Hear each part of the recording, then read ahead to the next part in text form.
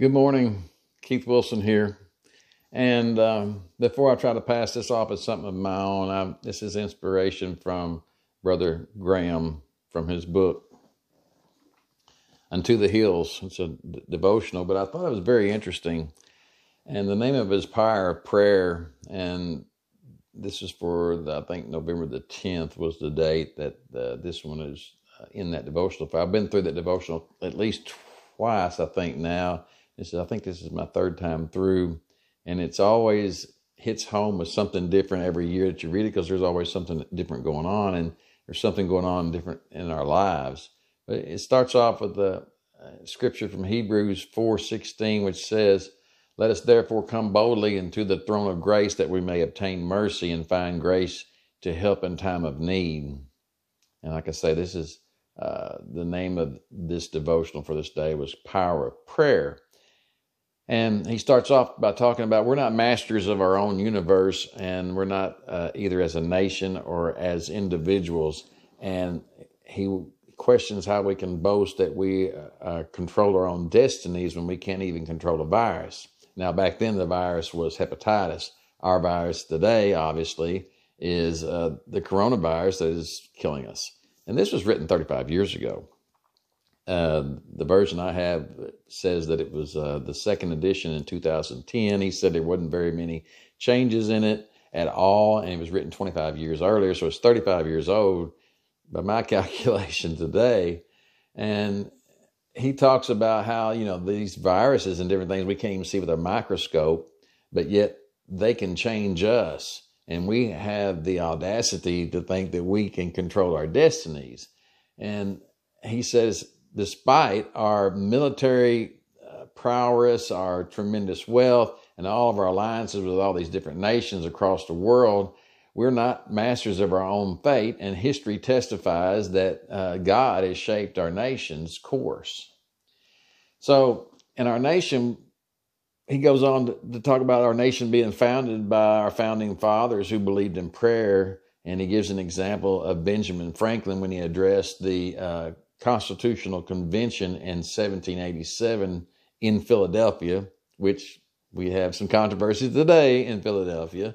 And he said that, here's the quote, it says, "I have lived, sir, a long time, and the longer I live, the more convincing proofs I see of this truth, that God governs in the affairs of men, and if a sparrow cannot fall to the ground without his notice, it is probable that an entire empire cannot rise without his aid." So today, in this world, we're being carried by a rushing torrent of history, he says, that is sweeping out of control like we are today. This was back in 85. And there is but one power available to redeem the course of events, and it was true then and it's true today, and that's the power of prayer by God-fearing and Christ-believing people. He cites one more example of Abraham Lincoln during the Civil War. And everybody knows who Lincoln is, I hope. But if not, he was, I think, our 16th president. And during the Civil War, he has been quoted as saying, quote, "I have been driven many times to my knees by the overwhelming conviction that I had nowhere else to go. My own wisdom and that of all about me seemed insufficient for the day." And then Brother Graham asked, would that our leadership were as humble today? And I agree. I wish our leadership was, and some elements may be, but we need all of our leaders coming together and, getting on the knees and asking God to intervene in a lot of our issues we have going on. So, good book, Unto the Hills, a daily devotional by brother the late Billy Graham.